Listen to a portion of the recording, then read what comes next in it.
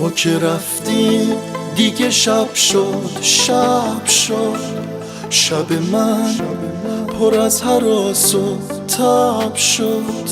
میونه بغض شکسته صدام، گریه مهمون غم هر شب شد. خودمو به دست حسرت دادم، دلمو به غصه عادت دادم. شبای سرد و سیاهم طی شد، نرسید اما به تو فریادم.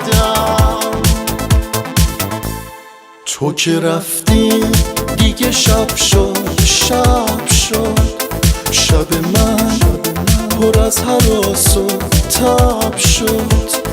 میونه بغض شکسته صدام، گریه مهمون غم هر شب شد.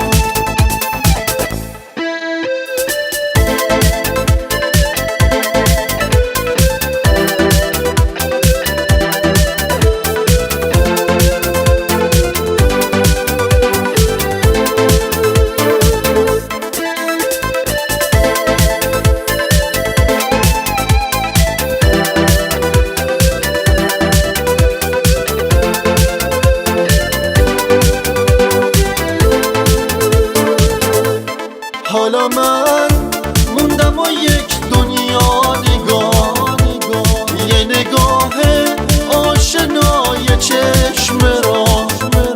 تو رو هر روز میبینم رو اسب نور، پشت تاریکی این دروازه ها.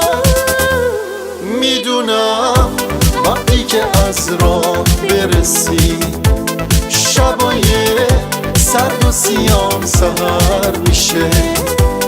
با نگاه مهربون عاشقت گل حسرت میریزه، پر پر میشه. تو که رفتی دیگه شب شد، شب شد، شب من پر از هراس و تب شد. میونه بغض شکسته صدام،